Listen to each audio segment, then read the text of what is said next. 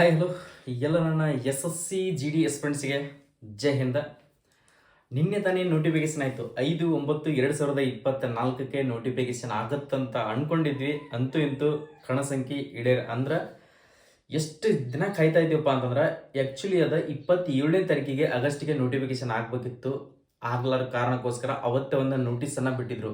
ಏನು ಬಿಟ್ಟಿದ್ರಪ್ಪ ಅಂತಂದ್ರೆ S S C G D ನೋಟಿಫಿಕೇಶನನ್ನು ನಾವು ಸೆಪ್ಟೆಂಬರ್ 5ನೇ ತಾರೀಕಿಗೆ ಸ್ಟಾರ್ಟ್ ಮಾಡ್ತೀವಿ ಅಂತೇಳಿ ಕೇಸಂದ. ಓಕೆ, ನಿನ್ನೆ ಕೂಡ ನಾವು ಸ್ಟಾರ್ಟ್ ಆಗುತ್ತೋ ಇಲ್ಲೋ ಅಂದ್ಕೊಂಡಿದ್ದೀವಿ. ಯಾಕಂದ್ರೆ ಹೋದ ಸಾರಿ S S C G D notification pending ಉಳಿದಿತ್ತು. ಅಂದ್ರೆ ಎಕ್ಸಾಮ್ ನಡೆಸಿ ಅವ್ರದ್ದು ಫಿಸಿಕಲ್ ಮತ್ತು ಮೆಡಿಕಲ್ ಡಾಕ್ಯುಮೆಂಟ್ ವೆರಿಫಿಕೇಶನ್ ಇನ್ನೂ ಆದರೂ ಕಂಡಕ್ಟ್ ಮಾಡಿಲ್ಲ. ಅದಕ್ಕೋಸ್ಕರನ ಇದನ್ನು ಕೂಡ ಏನಾದರೂ ಸ್ಟೇ ಇಡ್ತಾರ ಅಂತ ಕೇಸಿಂದ ಅಂದ್ಕೊಂಡಿದ್ದೀವಿ. ಏನೋ ಒಂದು ಭಯ ಇತ್ತು. ಸೊ ನೋಟಿಫಿಕೇಶನ್ ಹಿಂಗೆ ಔಟ್ ಮಾಡಿದ್ರೆ ಎಲ್ಲರಿಗೂ ಕೂಡ ತುಂಬ ಒಂದು ವಿಜೃಂಭಣೆ ಅಂತ ಒಂದು ಹಬ್ಬನ ಅನ್ಸಾಗತ್ತೈತಿ.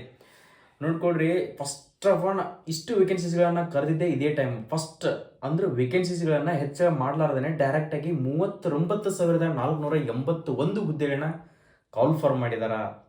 ನೋಡ್ಕೊಡ್ರಿ, ಕನ್ನಡಿಗರಿಗೆ ಸಪ್ರೇಟಾಗಿ ಹುದ್ದೆಗಳನ್ನ ಇರ್ತಾ ಇದರಲ್ಲಿ. ಆ ಕರ್ನಾಟಕಕ್ಕಂತ ಸಪ್ರೇಟಾಗಿ ಕಟಪ್ ನಿಲ್ತದ. ಇದ್ರ ಬಗ್ಗೆ ನನಗಂಕಿ ಭಾಳಷ್ಟು ಇನ್ನೂ ಹೇಳ್ಬೇಕನ್ಸುತ್ತೆ. ಬಟ್ ನಿಮ್ಗೆ ಕೇಳುವಂಥ ಪೇಷನ್ಸ್ ಇರೋದಿಲ್ಲ. ಸೊ ನಾನು ಶಾರ್ಟ್ ಆ್ಯಂಡ್ ಸ್ವೀಟಾಗಿ ನಿಮ್ಗೆ ಮಾಹಿತಿಯನ್ನು ಕೊಡ್ತೀನಿ. ಇಷ್ಟನ್ನು ಮಾತ್ರ ಕ್ಯಾಪ್ಚರ್ ಮಾಡ್ಕೊಳ್ರಿ. ನಿಮ್ಗೆ ಏನೇನು ಯೂಸ್ ಆಗುತ್ತಲ್ಲ ಅದನ್ನು ತಿಳಿಸ್ಕೊಡ್ತೀನಿ. ಸೊ ಇನ್ನಷ್ಟು ನಿಮ್ಗೆ ಅದ್ರ ಬಗ್ಗೆ ಜಾಬಿನ ಪ್ರೊಫೈಲ್ ಯಾವ ಥರ ಇರ್ತೈತಿ ವರ್ಕ್ ಅಂತ ಹೇಳ್ಕೇಶಂದ ಅದ್ರ ಬಗ್ಗೆ ನಾನು ಹೇಳೋ ಆಸೆ ಇದೆ. ಸೊ ಟೈಮ್ ತೊಗೊಂಡು ನಿಮ್ಗೆ ಅದ್ರ ಬಗ್ಗೆ ಹೇಳ್ಕೊಡ್ತೀನಿ. ಓಕೆ, ಅದರಲ್ಲಿ ಯಾವ್ಯಾವ ಫೋರ್ಸಸ್ಗಳನ್ನು ಸೆಲೆಕ್ಟ್ ಮಾಡ್ಕೊಳ್ಬೇಕು ಫಸ್ಟ್ಗೆ. ಸೊ ಇಂಡಿಯನ್ ಆರ್ಮಿದಲ್ಲಿ ನಿಮ್ಗೆ ಈ ಸರಿ ಹೈಟ್ ಏನೋ ಜಸ್ಟ್ ಹೈಟ್ ಅಲ್ಲ, ಸಾರಿ ರನ್ನಿಂಗ್ದಲ್ಲಿ ಏನಾದರೂ ಫೇಲ್ ಆಗಿದ್ರೆ, ಸೊ ಮೆಡಿಕಲ್ದಲ್ಲಿ ಅನ್ಫಿಟ್ ಆಗಿದ್ರೆ, ಅದು ಚಿಕ್ಕವಾಗಿ ಡ್ರೆಸ್ ಸಿಗಲಿಲ್ಲ ಅಂದ್ರೂ ಪರವಾಗಿಲ್ಲ. ಈ ಸರಿ ಇದರಲ್ಲಿ 5-6 ಥರದ ಡ್ರೆಸ್ಗಳದಾವೆ. ಇದರಲ್ಲಿ ಒಂದಾದ್ರೂ ಕ್ಯಾಪ್ಚರ್ ಮಾಡ್ಕೊಳಕ್ಕೆ ಟ್ರೈ ಮಾಡಲಿ. ಸರಿ, ಅಲ್ಲಿ ಮಿಸ್ ಆಗೈತಂದ್ರೆ ಏನಾಗ್ತ ಯಾಕಂದ್ರೆ ಸೋತವನಿಗೆ ಗೆಲ್ಲೋಕೆ ಅವಕಾಶ ಬಹಳ ಇರ್ತೈತಿ. ಯಾಕೆಂದ್ರೆ ಒಂದೇ ಅಟೆಂಪ್ಟಿಗೆ ಯಾರಿಗಾದ್ರೂ ಗೆಲ್ಲಕ್ಕೆ ಸಾಧ್ಯ ಇರೋದಿಲ್ಲ. ಓಕೆ, ಅಗ್ನಿವೀರ್ ಎಲ್ಲರಿಗೂ ಕೂಡ ಹೇಳ್ತಾ ಇದ್ದೀನಿ ಬಹಳ. ಯಾಕಂದ್ರೆ ಅದನ್ನ ಪ್ರಯತ್ನ ಮಾಡಿದವರಿಗೆ ಗೊತ್ತಿರ್ತೈತಿ. ಇದೊಂದು ಡಿಫೆನ್ಸ್ ಅನ್ನೋ ಹುಚ್ಚೇನಿದೆ ಅಲ್ಲ, ನನ್ನ ಪ್ರಕಾರ ನಾನು ತಿಳಿದಿರೋ ಮಟ್ಟಿಗೆ ಏನಾದರೂ ಮರಿಬಹುದುಗರೆ ನೀವೇನಾದರೂ ಡಿಫೆನ್ಸ್ ನಾನು ಆರ್ಮಿ ಸೇರಿ ವರ್ದಿ ಹಾಕ್ಕೊಂಡು, ಸೊ ಅವೆಲ್ಲ ಕೈ ಗ್ಲೌಸ್ ಹಾಕ್ಕೊಂಡು ಜಮ್ಮು ಕಾಶ್ಮೀರದಲ್ಲಿ ಸಿಯಾಚಿನ್ದಲ್ಲಿ ಗಾಗಲ್ ಹಾಕ್ಕೊಂಡು ಒಂದು ರೈಫಲ್ ಹುಡ್ಕೊಂಡು ನಿಂದ್ರೂ ಕದರನೇ ಬೇರೆ ಇರ್ತೈತಿ. ಆ ಥರ ಕನಸನ್ನು ಕಟ್ಟಿರ್ತಕ್ಕಂಥವ್ರಿಗೆ ಇಲ್ಲಿ ಒಂದು ಅವಕಾಶ ಐತಿ. ನೀವು ಕೂಡ ಜಮ್ಮು ಕಾಶ್ಮೀರಿಗೆ ಹೋಗಿ ಬರ್ಫ್ನಲ್ಲಿ ಎಂಜಾಯ್ ಮಾಡ್ಬೋದು. ಸೊ ಅಷ್ಟೇ ರಿಸ್ಕ್ ಇರ್ತೈತಿ. ಇರಲಿ, ಯಾಕಂದ್ರೆ ದೇಶ ಸೇವೆ ಮಾಡಕ್ಕೆ ಹೊಂಟಿವಪ್ಪ ಅಂತಂದ್ರೆ ಬೇಕಾದಂಥ ರಿಸ್ಕ್ ಇದ್ರೂ ಕೂಡ ಹೋಗಕ್ಕೆ ರೆಡಿ ಆಗಿದ್ದೀವಪ್ಪ ಅಂತಂದ್ರೆ ನಾವು ಹೋಗಲೇಬೇಕಾಗುತ್ತೆ. ಇದ್ರ ಬಗ್ಗೆ ಡೀಟೇಲ್ ಆಗಿ ನಾನು ನೈಟ್ ನಿಮ್ಗೆ ಔಟ್ಸೈಡ್ ಇದ್ರೂ ಕೂಡ ನಾನು ಇನ್ಫಾರ್ಮೇಷನ್ನ ಸ್ಕ್ರೀನ್ ಮುಖಾಂತರ ವಿಡಿಯೋನ ಮಾಡಿ ತಿಳಿಸಿದ್ದೀನಿ ಸ್ನೇಹಿತರೆ. ಸೊ ಎಲ್ಲರಿಗೂ ಕೂಡ ನಮ್ಮ ಕರ್ನಾಟಕದ ಜನತೆಗೆ ಫಸ್ಟ್ ಆಫ್ ಆಲ್ ನಮಸ್ತೆ. ಓಕೆ, ಯಾರಾದರೂ ಹೊಸದಾಗಿ ನೋಡ್ತಾ ಇದ್ರೆ ನಮ್ಮ ಯೂಟ್ಯೂಬ್ ಚಾನಲ್ಗೆ ಫಸ್ಟ್ ಟೈಮ್ ಜಾಯಿನ್ ಆಗಿದ್ರಪ್ಪ ಅಂತಂದ್ರೆ ಒಂದು ಲೈಕ್ ಬಟನ್ ಮೇಲೆ ಲೈಕ್ ಮಾಡ್ಕೊಳ್ರಿ. ಸಬ್ಸ್ಕ್ರೈಬ್ ಅಂತ ಕಾಣ್ತಾ ಇದೆ, ಸಬ್ಸ್ಕ್ರೈಬ್ ಮಾಡ್ಕೊಳ್ರಿ. ನಾವು ಕೊಡ್ತಿರ್ತಕ್ಕಂಥ ಅಪ್ಡೇಟ್ಗಳೇನಿರ್ತಲ್ಲ ಇಂಪಾರ್ಟೆಂಟಾಗಿ ನಿಮ್ಮ ಮುಂದೆ ಬರ್ತಾನೆ ಇರ್ತದೆ. ಓಕೆ, ಇಷ್ಟು ಡೀಟೇಲ್ ಆಗಿ ನಿಮ್ಗೆ ಬೋರ್ಡ್ ಮೇಲೆ ಬರೆದು ಇದ್ರ ಬಗ್ಗೆ ಇಂಟ್ರೆಸ್ಟನ್ನು ತೊಗೊಂಡು ನಾನು ನಿಮ್ಗೆ ಮಾಹಿತಿಯನ್ನು ಕೊಡ್ತಾ ಇದ್ದೀನಿ. ಕರೆಕ್ಟಾಗಿ ತಿಳಿದುಕೊಡ್ರಿ. ಏನೋ ಒಂದು ನಡ್ವರ್ಕ್ಗಳನ್ನ ಪಾಯಿಂಟ್ಸ್ಗಳನ್ನ ಇಂಪಾರ್ಟೆಂಟ್ ಆಗಿರ್ತಕ್ಕಂಥ ಪಾಯಿಂಟ್ಸ್ಗಳನ್ನ ಹೇಳ್ತಿರ್ತೀನಿ. ಆ ಪಾಯಿಂಟ್ಸ್ಗಳನ್ನ ಮಿಸ್ ಮಾಡ್ಕೊಳ್ಬೇಡ್ರಿ. ನಿನ್ನೆ ತಾನೇ ಅಪ್ಲಿಕೇಶನ್ ಸ್ಟಾರ್ಟ್ ಆಗೈತಪ್ಪ ಅಂತಂದ್ರೆ ಯಾರು ಸಡನ್ ಆಗಿ ಅಪ್ಲಿಕೇಶನ್ಗಳನ್ನ ಹಾಕ್ಕೊಳ್ಬೇಡ್ರಿ. ಮತ್ತು ಮೊಬೈಲ್ನಲ್ಲಿ ಅಪ್ಲಿಕೇಶನನ್ನು ಹಾಕೋದು ಯಾವ ಥರ ಹೇಳ್ರಿ ಅಂತ ಹೇಳಿದ್ರಿ. ಪ್ಲೀಸ್ ನನ್ನ ರಿಕ್ವೆಸ್ಟ್, ಏನು ಅಂತಿರೋ ಬಿಡ್ತಿರೋ ಗೊತ್ತಿಲ್ಲ, ಮೊಬೈಲ್ನಲ್ಲಿ ಹಾಕೊಳಕ್ಕೆ ಹೋಗ್ಬೇಡ್ರಿ ಅರ್ಜಿಗಳನ್ನ. ಯಾಕಂದ್ರೆ ಲೈಫ್ ಒಂದು ಸಾರಿ ಸಿಗ್ತೈತಿ, ಒಳ್ಳೆ ಮಳೆ ಸಿಗೋದಿಲ್ಲ. ಅಟೆಂಪ್ಟ್ ಒಂದು ಸಾರಿ ಸಿಕ್ಕ ಅವಕಾಶನ ಮಿಸ್ ಮಾಡ್ಕೊಳ್ಬೇಡ್ರಿ. ಏನೋ 100 ರೂಪೀಸ್ ಎಲ್ಲೋ ವೇಸ್ಟ್ ಮಾಡ್ತಾ ಇರ್ತಾರೆ. ಸೈಬರ್ ಸೆಂಟ್ರಿಗೆ ಹೋಗ್ರಿ. ಸೈಬರ್ ಸೆಂಟ್ರಿಗೆ ಹೋಗಿ ಅವರಾದರೂ ಹೇಳ್ತಾ ಇದ್ದೀನಿ ಕರೆಕ್ಟಾಗಿ ಅರ್ಜಿಯನ್ನು ಸಲ್ಲಿಸುವಾಗ ಮುಂದೆ ನಿಂತ್ಕೊಂಡು ಅರ್ಜಿಗಳನ್ನ ಹಾಕ್ಕೊಳ್ರಿ. ಹಾಕೊಂಡ್ಮೇಲೆ ಫೈನಲ್ ಸಬ್ಮಿಟ್ ಮಾಡುವಕ್ಕಿಂತ ಮುಂಚೆ ಸರ್ ನಾನು ಒಂದು ಸಾರಿ ನೋಡ್ಕೊಳ್ತೀನಿ ನನ್ನ ಡೀಟೇಲ್ಸನ್ನು, ಆಮೇಲೆ ಸಬ್ಮಿಟ್ ಮಾಡಿರಿ ಅಂತೇಳಿ ಕೇಸಿಂದ ರಿಕ್ವೆಸ್ಟ್ ಮಾಡ್ಕೊಳ್ರಿ. ಒಂದು ಸಾರಿ ಅಪ್ಲಿಕೇಶನ್ ಕರೆಕ್ಷನ್ ಮಿಸ್ಟೇಕ್ಸ್ ಆದರೆ ಕರೆಕ್ಷನ್ ಮಾಡ್ಕೊಳ್ಳೋಕ್ಕೆ ಅವಕಾಶ ಕೊಡ್ತಾರ. ಬಟ್ ಆ ಟೈಮ್ನಾಗ ಸರ್ವರ್ ಇರೋದಿಲ್ಲ.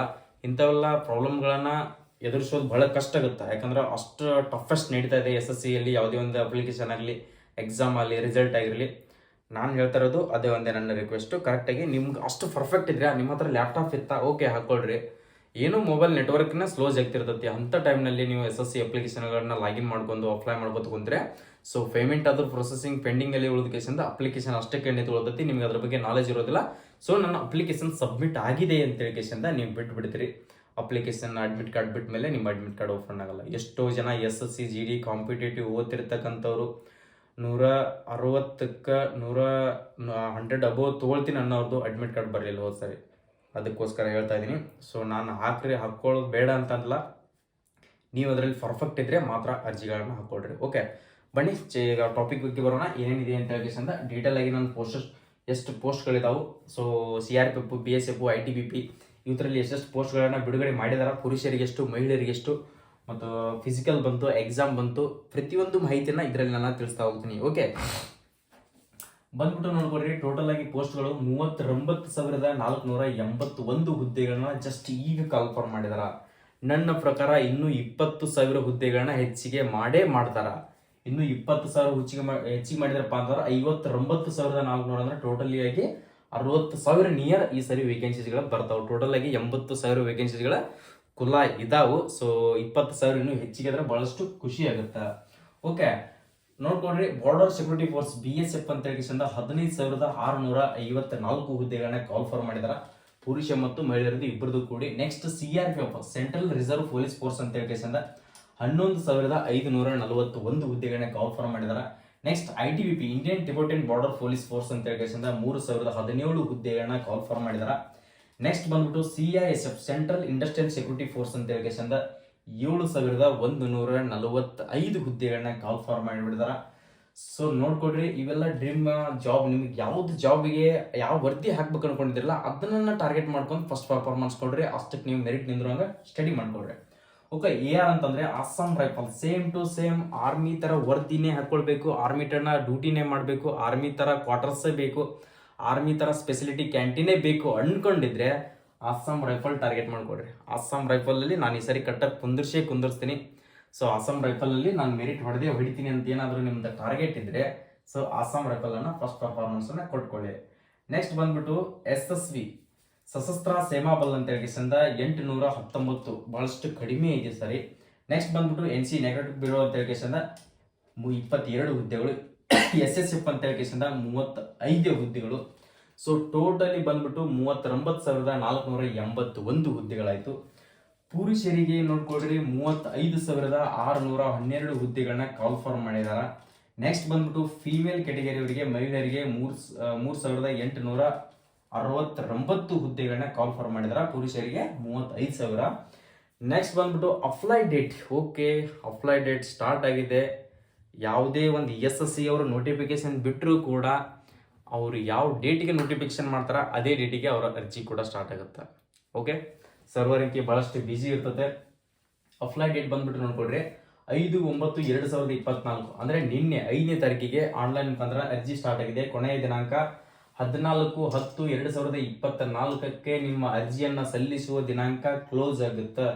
ಟೋಟಲಿ ಆಗಿ ನನ್ನ ಪ್ರಕಾರ 40 ದಿನದ ಹೊರಗಡೆ ನಿಮ್ಗೆ ಅರ್ಜಿಯನ್ನ ಸಲ್ಲಿಸೋಕೆ ಅವಕಾಶ ಕೊಟ್ಟಿದಾರ. ಮಿಸ್ ಮಾಡ್ಕೊಳ್ಬೇಡ್ರಿ ಯಾರು ಕೂಡ.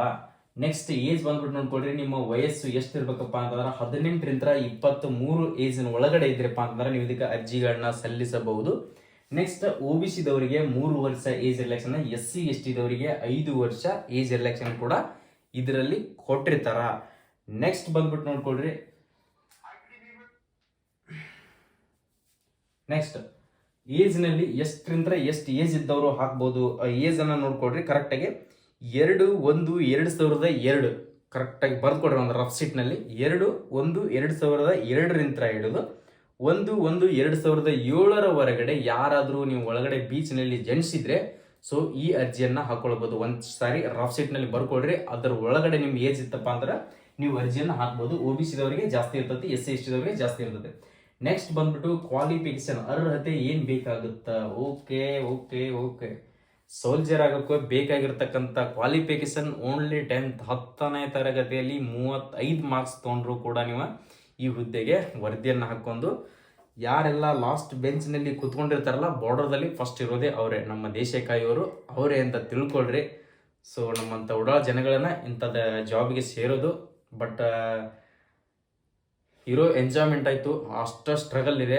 ಇರಲಿ ಪರವಾಗಿಲ್ಲ, ಯಾರಿಗೆ ಸಿಗಂಗಿಲ್ಲ ಅವಕಾಶ. ಎಂಥ ನೀನು ಹೈಯರ್ ಆಫೀಸರ್ 2 ಲಕ್ಷ ತಗೋತಂದ್ರೂ ಕೂಡ ಇಂಥ ಪ್ಲೇಸಸ್ಗಳನ್ನು ಆಲ್ ಓವರ್ ಇಂಡಿಯಾ ತಿರುಗಾಡೋಕೆ ಫ್ರೀಯಾಗಿ ಅಂಥ ಗಾಡಿಯಲ್ಲಿ ಅಂಥ ಡ್ರೆಸ್ ಹಾಕ್ಕೊಂಡು ಯಾರಿಗೂ ಕೂಡ ಅವಕಾಶ ಸಿಗೋದಿಲ್ಲ. ಬೇಕಾದಂಥ ನೀನು 2 ಲಕ್ಷ ಸ್ಯಾಲ್ರಿ ತಗೋತಂದ್ರೂ ಕೂಡ so all over India tour ಮಾಡುವಂಥ ಫ್ರೀಯಾಗಿ ಏರೋಪ್ಲೇನ್ದಲ್ಲಿ ಮಂತ್ಲಿ ಶೂಟಿಗೆ ಬಂದ್ರಾಯ್ತು, ಹೋಗುವಾಗಾಯ್ತು, ಅಡ್ಡಾಡುವಂಥ ಅವಕಾಶ ಸಿಗೋದಿಲ್ಲ. ಇರಲಿ. ನೆಕ್ಸ್ಟ್ ಬಂದ್ಬಿಟ್ಟು ಫಿಸಿಕಲ್ ನೋಡ್ಕೊಳ್ರಿ. ಫಿಸಿಕಲ್ ಏನೇನು ಇರ್ತದೆ ಫಿಸಿಕಲ್ ಬಗ್ಗೆ ಗಮನ ವಹಿಸ್ರಿ, ಕರೆಕ್ಟಾಗಿ ತಿಳಿದುಕೊಳ್ಳ್ರಿ. ಹೈಟ್ ಬಗ್ಗೆ ಜಾಸ್ತಿ ಎಷ್ಟೋ ಜನ ಕನ್ಫ್ಯೂಷನ್ ಇದೆ. ಮೇಲ್ ಅಂದರೆ ಪುರುಷರಿಗೆ, ಫೀಮೇಲ್ ಅಂದರೆ ಮಹಿಳೆಯರಿಗೆ. ಹೈಟ್ ಬಂದ್ಬಿಟ್ಟು ನೋಡ್ಕೊಡ್ರಿ, ನಿಮ್ಮ ಎತ್ತರ ಎಷ್ಟು ಇರಬೇಕಾಗುತ್ತಪ್ಪ ಅಂತಂದ್ರೆ 170 ಸೆಂಟಿಮೀಟರ್ ಪುರುಷರಿಗೆ ಹೊಂದಿರಬೇಕು. OBC, SC ಮತ್ತು ನೆಕ್ಸ್ಟ್ EWS ಜನರಲ್ ಕಾಸ್ಟ್ನವರಿಗೆ 170 ಸೆಂಟಿಮೀಟರ್ ಅವ್ರಿಗೆ ಬೇಕಾಗುತ್ತೆ. ST ಕ್ಯಾಟಗರಿಯವ್ರು ಯಾರಾದರೂ ಇದ್ರೆ 162.5 ಸೆಂಟಿಮೀಟರ್ನ ಹೊಂದಿರಬೇಕಾಗುತ್ತೆ. ಮಹಿಳೆಯರು ನೋಡ್ಕೊಡ್ರಿ 57 ಸೆಂಟಿಮೀಟರ್ ಬೇಕಾಗುತ್ತೆ. ಉಳಿದವರಿಗೆಲ್ಲ ಎಷ್ಟಿದವರಿಗೆ ಮಾತ್ರ 50 ಸೆಂಟಿಮೀಟರ್ನ ಹೊಂದಿದ್ರೆ ನೀವು ಅರ್ಜಿಗಳನ್ನ ಸಲ್ಲಿಸಬಹುದು. ನೆಕ್ಸ್ಟ್ ಬಂದ್ಬಿಟ್ಟು ಚೆಸ್ಟ್ ನೋಡ್ಕೊಡ್ರಿ, ನಿಮ್ಮ ಎದೆಯ ಸುತ್ತಳತೆ ಎಷ್ಟು ಇರಬೇಕು. ಚೆಸ್ಟ್ ಬಗ್ಗೆ ಜಾಸ್ತಿ, ಬಾಡಿ ಬಗ್ಗೆ ಗಮನ ಕೊಡ್ರಿ. ಎಷ್ಟು ನೀವು ಬಾಡಿಯನ್ನು ಫಿಟ್ನೆಸ್ ಇಟ್ಕೋತಿರಲ್ಲ ಅಷ್ಟು ನಿಮಗೆ ಯೂಸ್ಫುಲ್ ಆಗುತ್ತೆ. ಓಕೆ, ಚೆಸ್ಟ್ ನೋಡ್ಕೊಡ್ರಿ 80 ಇಂದ 85. ನಿಮ್ದು ನಾರ್ಮಲಿ ಆಗಿ 80 ಸೆಂಟಿಮೀಟರ್ ಇರಬೇಕಾಗುತ್ತಾ. ಎಕ್ಸ್ಪಾಂಡೆಡ್ ಅನ್ನು ಮಾಡಿದಾಗ 5 ಸೆಂಟಿಮೀಟರ್ನ ಬಿಡುಗಡೆ ಆಗ್ಬೇಕಾಗುತ್ತೆ. ಈ ತರ ನೀವು ಎಕ್ಸ್ಪಾಂಡೆಡ್ ಅನ್ನು ಮಾಡಿದ್ರೆ ಅಂದ್ರೆ 5 ಸೆಂಟಿಮೀಟರ್ನ ಬಿಡುಗಡೆ ಆಗ್ಬೇಕಾಗುತ್ತೆ. ST ಕ್ಯಾಟಗರಿ ಅವ್ರು ಯಾರಾದರೂ ಇದ್ರೆ 76 ಸೆಂಟಿಮೀಟರ್ ಅಂತ ಹಿಡಿದು 81 ಸೆಂಟಿಮೀಟರ್ ಅಂದ್ರೆ ನಿಮ್ದು 76 ನಾರ್ಮಲ್ ಆಗಿರ್ಬೇಕಾಗುತ್ತೆ. 81 ಎಕ್ಸ್ಪಾಂಡೆಡ್ ಮಾಡಿದಾಗ ಆಗ್ಬೇಕು. ನೆಕ್ಸ್ಟ್ ರನ್ನಿಂಗ್ ನೋಡ್ಕೊಡ್ರಿ, ಎಷ್ಟು ಇರ್ತದೆ. ಈಸಿಯೆಸ್ಟ್ ಆದಂತ ರನ್ನಿಂಗ್, ಬಟ್ ಪ್ರಾಕ್ಟೀಸ್ ಬೇಕಾಗುತ್ತೆ. ಓಕೆ, 5 ಕಿಲೋಮೀಟರ್ ರನ್ನಿಂಗ್ ಇರ್ತೈತಿ. ಎಷ್ಟಪ್ಪ ಅಂದ್ರೆ 5 ಕಿಲೋಮೀಟರ್ ರನ್ನಿಂಗ್ ಇರ್ತೈತಿ. 24 ನಿಮಿಷ ಟೈಮಿಂಗ್ ಇರುತ್ತೆ ಪುರುಷರಿಗೆ. 24 ನಿಮಿಷ ನಿಮ್ಗೆ 5 ಕಿಲೋಮೀಟರ್ ರನ್ನಿಂಗ್ ಅನ್ನ ಓಡೋಕೆ 24 ನಿಮಿಷ ಟೈಮಿಂಗ್ ಇರ್ತೈತಿ. 16 ಮೀಟರ್ ಮಹಿಳೆಯರಿಗೆ ಇರ್ತೈತಿ. 8.5 ನಿಮಿಷ ನಿಮ್ಗೆ ಟೈಮಿಂಗ್ ಇರುತ್ತೆ. ಆರಾಮ್ಸಾಗಿ ನೀವು ಓಡ್ಬೋದು. ನಮ್ಮ ಹುಡುಗರು 5 ನಿಮಿಷನಾಗ ಓಡ್ತಾರ. ಅದನ್ನ 5 ನಿಮಿಷನಾಗ ಗ್ರೌಂಡ್ ಅನ್ನ ಕ್ಲಿಯರ್ ಮಾಡ್ತಾರ.